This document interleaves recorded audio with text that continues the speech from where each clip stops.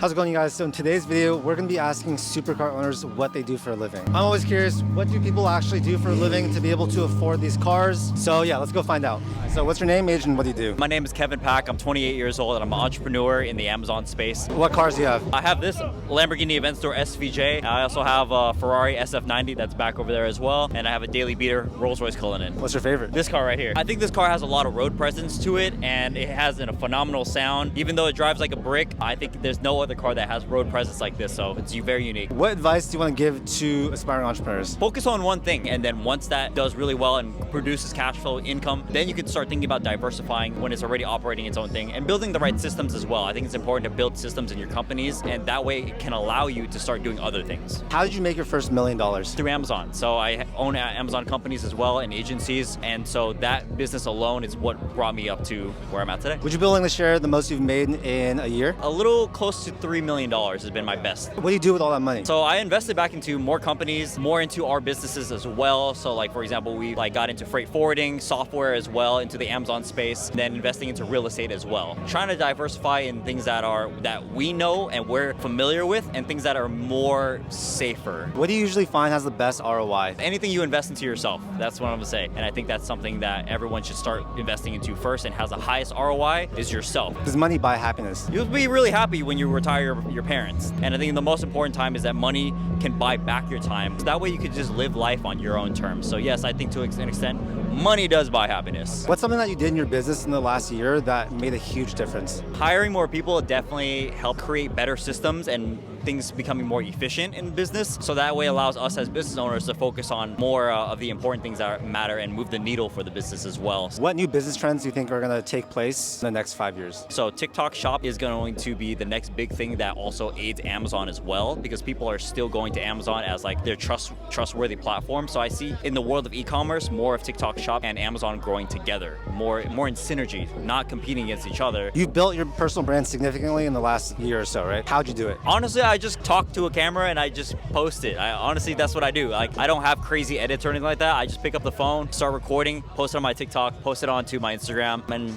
people vibe with it. So apparently it's been working, so I'm just gonna continue to do what keeps working for me and just trying to be as authentic and transparent as possible. Have you ever been broke? Yes, so when I first started out, I was living with my mom. Back when I was a personal trainer, there was a point where I only had a couple $100 in my bank account. If I only have a couple $100, how am I gonna be able to afford an apartment? How am I able to live and stand on my own 2 feet? What's a common trait in successful people? The level of action taking and risk that they're willing to take is probably the most common thing. I've never met an entrepreneur that wasn't risky, that wasn't really willing to bet something on the line that actually made it. So they have a higher risk tolerance and they're action takers. So love it. Thank you so much. My man. So what's your name, age, and what do you do for a living? My name is Jaffer Ali, 26. We do stuff with Amazon, drop shipping, clothing brands, anything that involves in the e-commerce space in terms of like personal branding. Say if an influencer wants to grow or build, they come to me and we help scale their personal brand, their material, their content, anything that they need, we help provide with. And what car do you have today? Today I brought my G63. We had to load up the merch today, so I needed the big body, and we're looking for the next supercar. What do you think it's gonna be? I might match with Charlie on his future purchase. So if you stay tuned, you'll figure out what it is. So how'd you become an entrepreneur? Tell us your story. Never had a 9-to-5, so this life kind of chose me. Typical story of entrepreneur. Used to sell soda and candy at school, 4th grade. Started doing iPhones, iTouches, became sneakers, so I was reselling sneakers. That turned into clothing, and then clothing opened up the whole realm of consulting and media agency and everything now. What do your parents think about what you do? I actually was blessed. My pops and grandfather are both entrepreneurs. My mom's was there too once she saw how I was being able to have sort of some security. But my pops always encouraged me in every single way. And he encouraged me that, hey, when you fall on your face,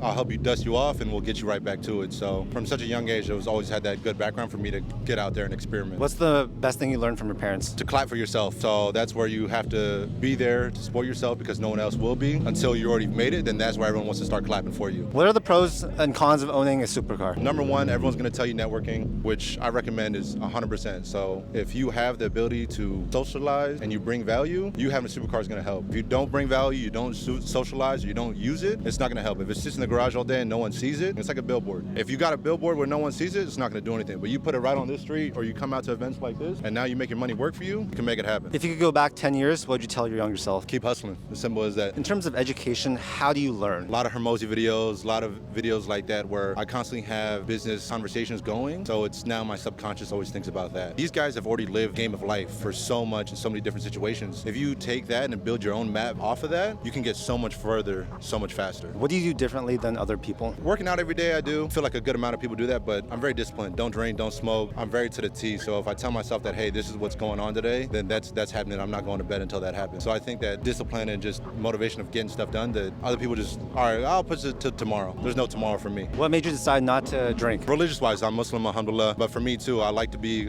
healthy, and religion aside, it slows you down. And for where I want to be, I can't afford 2 days on a hangover. I got to be up and going 6 a.m. the next day. And for someone that's starting a new business, how can they get clients? Everyone's going to tell you give out stuff for free, but my thing is focus on the quality of stuff first. If you have good quality stuff, you won't ever have a problem with clients. What business trends do you think will blow up in the next few years? Right now, Section 8 and personal branding. Everyone needs to be known to do business. I think everyone's realizing that. Hey, I don't want to just do business, or I don't want to buy from a company if I don't have a community tie, or I know the personal or foundation story, or anybody tied to the brand. Section 8's a big player right now. Got a lot of homies that do it, and I think it's always been there, but now I think it's now a market that has been untapped, sort of like how Airbnb was. It's going to come and go, and I think those who are around it, we're going to be able to hit big for it. How do you invest your money? Stocks, obviously, crypto, but a lot of it I've just put money back out into building more money. So real estate's the number one investor. I think that helps with taxes, everything else that you need, just build a portfolio. So I would say invest all your money to real estate. Did people ever doubt you? 100%. Every man has to go through that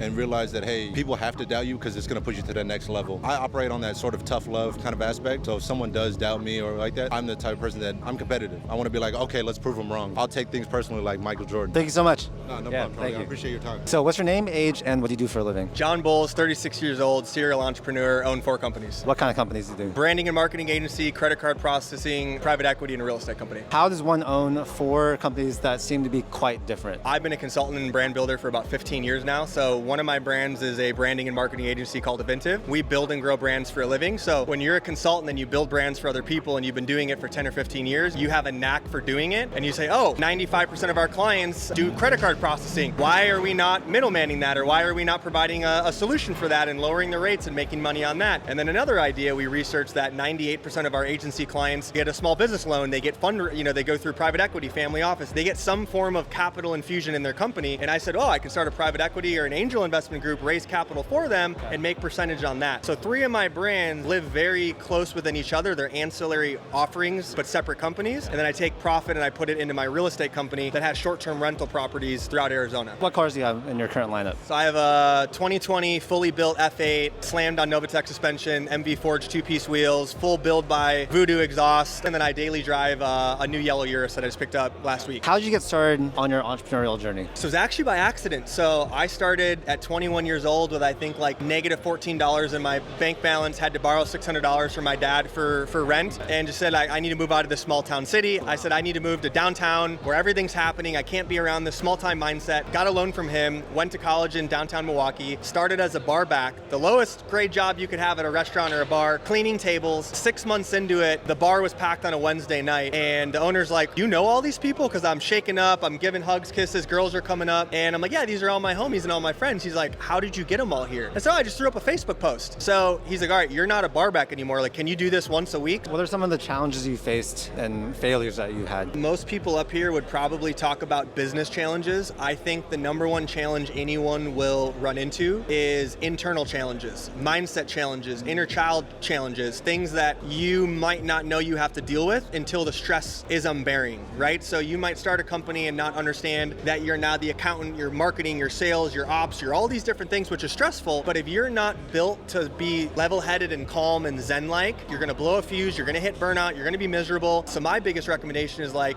start reading books, meditating, journaling, like do the things that keep you grounded. If you're not super grounded, it's gonna be chaos, it's anarchy. So I mean, the trials and tribulations, I launched the e-com company years ago and we got 3 lawsuits for cease and desist orders before we even launched because of the logo was similar, the clothing was similar. Like I've been through hell and back to get to where I am for sure. Is it worth it? hands down. Why? I'm living the life I've always dreamed of. I can literally meditate and manifest like who I want to be in 2 or 3 years, and I'm that person. I literally create things out of thin air. My friends group, the cars, the house, the girlfriend, like everything is curated by my mind, and I go and build it. It wasn't given to me, it wasn't handed to me, and I'm still dialed in, still putting in the work, and I don't have to as much anymore. What would you tell someone that looks at a life like that and is just like, oh, that's luck? What would you tell them? I think that that person doesn't understand how the universe and how the world works, and someone might call it luck. I call it synchronicity. So if your energy is dialed in at a very high frequency and you meet the love of your life, or you meet a business partner, you meet friends, and they're at a high frequency, someone might call that luck, but someone might also say that our energy was at a high frequency and the world, universe, God, whatever you believe in, had us align at that pivotal moment. So I don't believe in luck, I believe in synchronicity. What books do you recommend? The Power of Now is a very, very impactful book that teaches you to go present and become one with yourself. Eckhart Tolle. The World is a Mirror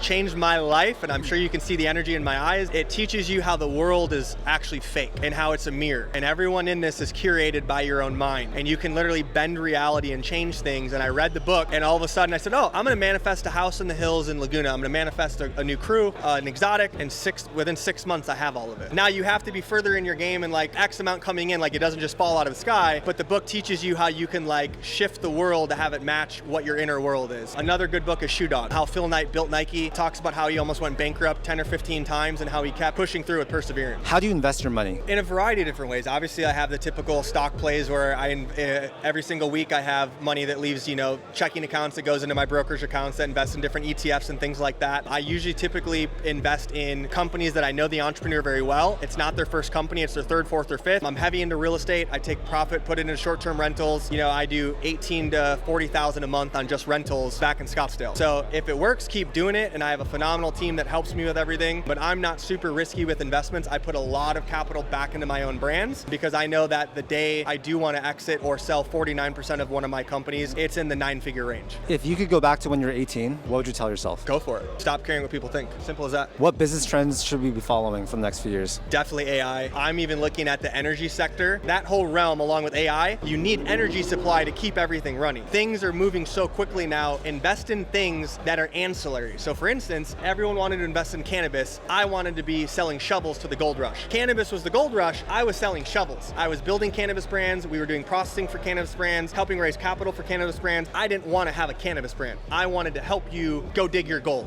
What's your most unconventional business advice? Stop taking advice from people that are not where you want to be. Your parents, teachers, follow rules and if your parents are saying they want you home by 9 or 10, don't make them have a heart attack, right? If you're an overweight trainer and you're telling someone to stop eating this, don't take advice from people that aren't living the exact life you want to live. The hater comments on TikTok, the hater comments on Instagram, if you scroll their page, they're not living the life you want. Thank you so much, man. Yeah, appreciate nice meeting you, my man. And what's your name, age, and what do you do for a living? Shawn De Silva, 37. I own Exotic Car Factory. How did you get started? So when I was 18 years old, I wanted to be a mechanic. So I went to UTI. While I was going there, I became a car wash guy at a dealership. Saw salespeople doing really well. Figured I'd do sales instead of fixing cars. So I moved to that. Now we are at roughly 30, 35 cars in inventory. We sell somewhere around 20 cars a month, mostly exotic. Hopefully in the next year to 2 years, I'd be at maybe 60, 75 cars in inventory, How much money did you start with? Inventory, I would say a couple million. So how does a car dealership make money? Well, you buy at wholesale and sell at retail. What usually are the margins? Are you willing to share? Well, it varies, right? Sometimes you could make $20,000 on a $200,000 car. Sometimes you make $5,000 on a $2,000 car. But average, I would say, $10,000 roughly on a supercar. What advice would you give to new business owners? Grind hard. I mean, we work day and night still. Is it worth it? 100%. Why? Because I have the freedom to do whatever I want. I mean, I work hard. We're still building this up, but I can do things on my own terms. Would you be willing to share with the audience how much in cars you sell per month on average? About 4 million in cars. How do you find people to buy them? Usually when someone's looking for a car, they go to AutoTrader, Cars.com, Car Gurus, Cars for Sale. We're on all those websites. So when you search for a car, our cars show up on top. So how do you invest the money that you make? We put it right back into the business. We buy more cars, so that way we grow our inventory. All of our investments are in our cars. That's what I know, so I stick to what I know. What's a habit that you do on a daily basis that most people don't do? I don't know if most people don't do this, but gym is super important to me. Either I get in there first thing in the morning, or I get in there sometimes 6, 7 right after work. What cars do you have personally? Currently, I have the white body purple Urus. I'm waiting for my Revolta, should be here in September. Have you ever failed in business?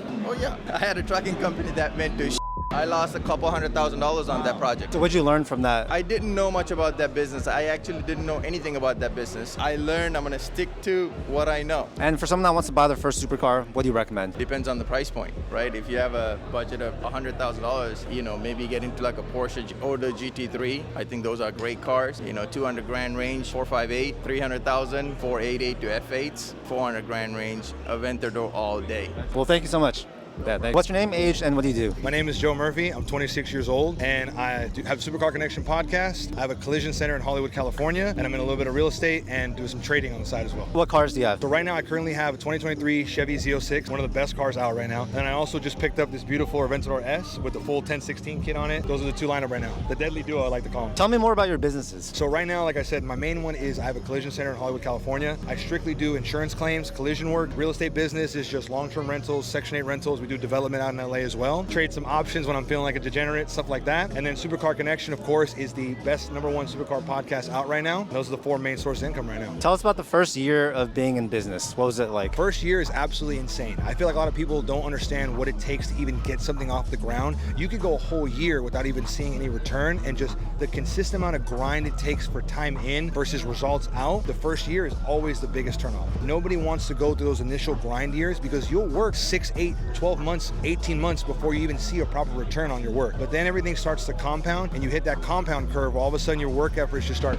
skyrocket, and then you go from there. But you have to be able to have the mental fortitude to see through everything to get to that point. If you were to do anything differently in your journey, what would it be? Take action sooner. You seem to be really well connected. What's something that you find is a common trait in your successful friends? Everybody that's at a high level communicates effectively. Because the biggest thing is when you're building something, especially building brands, building businesses to a high degree, you have a lot of involvement with just different degree of people. So if you can't communicate down the chain quick enough and effectively enough, your business is going to show. A lot of people watching this have a 9 to 5, but they want to start their own business. What would you tell them? Take a risk, man. That's the #1 thing. Take the leap, take the jump. I promise you it'll always work out for you. Any business trends that you're following that you think will explode in the next couple of years? I think a lot of people say this right now, so I don't want to sound like a broken record, but we're definitely in an attention economy right now. I feel like if you have a marketing strategy where you can garner and capture attention, it can be a way to turn it into dollars and be successful. Have you ever been broke before? When I was able to graduate college, I had no idea where I was going to do. Struggled a couple years there and learning, losing my savings to the point where I was trying to